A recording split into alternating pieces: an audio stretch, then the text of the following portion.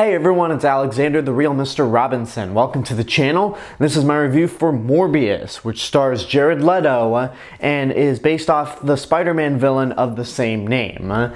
And for those who are wondering, this is part of the Venom universe, so it would be the third movie after Venom Let There Be Carnage. The movie focuses on Dr. Michael Morbius, who is played by Jared Leto, as I mentioned earlier. He has this rare blood disease that keeps his body from fully functioning, and this is something that he's had throughout his entire life. He's tried to find a cure for it, so one day he does some experimenting out in the middle of the ocean in international waters, because why not? And he finds a cure for it. But unfortunately, this also gives him vampire powers. So he grows fangs, he grows sharp claws, he has radar like a bat, and he has this unquenchable thirst for blood. And so the rest of the movie is him trying to navigate this life as well as deal with an old friend of his who also has this rare disease. It's no secret that I'm not a fan of the two Venom movies. I think they're absolutely terrible, especially the second one. And this movie I had no interest in seeing at all either because the trailers look terrible. I'm not a fan of Jared Leto, especially after his take on the Joker, or just the stories we've heard about Jared Leto by himself. So this movie just had so much going against it, and it got delayed so many times. In fact, the first trailer for this movie actually came out in early 2020, before the pandemic hit. It's been delayed so many times, but at long last, it's finally here. After many delays, after many trailers that have not invested me in the slightest, Morbius is finally here, and I gotta say, I actually liked it quite a bit. It surprised me that I actually enjoyed this. I won't say I loved it, but it was certainly a lot of fun. One of the big things that surprised me about this movie was actually Jared Leto himself as Morbius. Outside of the fact that he looks exactly the way Morbius looks in the comics, I thought Jared Leto was really interesting as this character, and you really get a sense of how he's trying to juggle this new life as a vampire while trying to hold back and not kill any people in the process. It's interesting to see this character go through all these scenarios and just hold himself back. And the design itself, it's from the comics, but I thought it was pretty intimidating, and man, does Morbius have some teeth on him. Like, he really does look terrifying whenever he actually has the Morbius vampire look. I don't know how much has been said about Matt Smith's character in this film. He plays Dr. Michael Morbius's friend from childhood. He is definitely probably the bigger highlight of the movie than Jared Leto in the lead role. He's a lot of fun, and he's just very entertaining to watch. So Matt Smith definitely was a scene stealer throughout this entire movie. If there was one weak link in terms of actors, I would say it's probably Tyrese. He's not awful, but he just doesn't carry the same level of charisma that he brings to those Fast and Furious movies. But he wasn't bad enough to ruin the movie at all. And again, he wasn't bad, he just wasn't the best actor in this movie. The action scenes are pretty damn exciting. They're well framed, everything is lit in a way to where you can make out what's going on.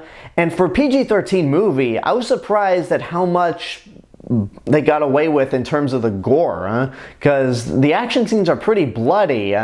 And it definitely lends itself to a horror vibe that the movie is trying to convey. I mean, it's a vampire movie, so it would have been weird if it didn't have a horror vibe to it. I don't have much else to say about Morbius. At the end of the day, I was actually quite surprised that I enjoyed this, so much so that I'd say it's worth seeing in your lifetime. It's got a few issues, and I'm not overall in love with the movie, but considering that this is supposed to be in the same universe as the two Venom movies, this was a massive improvement, and I hope that Sony, without Marvel's help, can continue down this route and continue to make really fun superhero movies.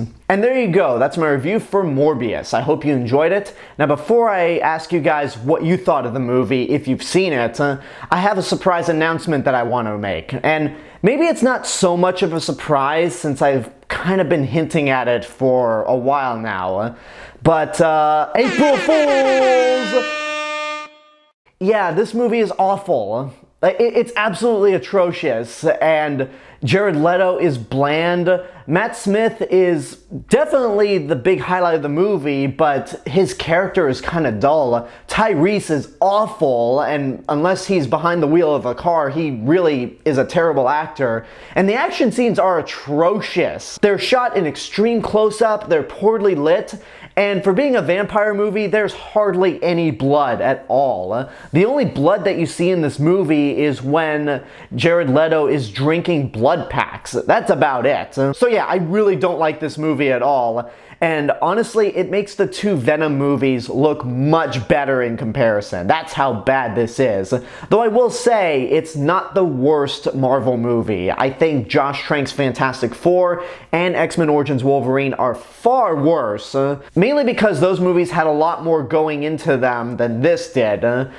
But yeah, it's terrible. Like, really, throughout that whole fake review, I had to think to myself, say the exact opposite of what I actually feel, but try not to be overly positive about it. And as for the two stingers, they make literally no sense whatsoever. I'm just gonna say them right now. You can scream spoilers all you want, but the director spoiled this damn movie before it even came out. So the first stinger is that we see that riff in the sky from Spider-Man No Way Home, where Doctor Strange sends all the villains and Peter 2 and Peter 3 back to their respective universes, but for some reason, Adrian Toomes, aka the Vulture, who originated in the Marvel Cinematic Universe, pops up in an empty jail cell, and they even say on the news, he mysteriously appeared in an empty jail cell and is expected to be released immediately. And then the second stinger is Morbius meeting the Vulture in his armor, in his flight suit, that they never explained how he got, and the Vulture proposes a team up against Spider-Man, and Jared Leto has this look on his face like, I don't know what you're talking about. And then it cuts to credits, and it's just, oh my god, those stingers are absolutely nonsensical. And on top of all that, they break the very rules that were set up about the multiverse in No Way Home. So, it's awful. Like, it is absolutely an atrocious movie. And my real rating for this is, don't waste your money. Now, when I said that makes the two Venom movies look better, I should elaborate in that it makes the first Venom look better, because this movie never made me angry the way Let There Be Carnage made me angry. It's just more boring and dull than anything. It's just such a piece. Oh man. So yeah. I got nothing else to say. It's awful. And there you go. That's my actual review for Morbius. I hope you enjoyed it. And now I want to know what you guys think about this movie. If you've seen it, what did you think? Did I actually trick you into thinking I actually enjoyed this movie? Because I've never done an April Fool's video before, so I want to hear your thoughts on that as well. Whatever the case may be, let me know in the comments below. And until next time, this is the real Mr. Robinson telling you there is only one.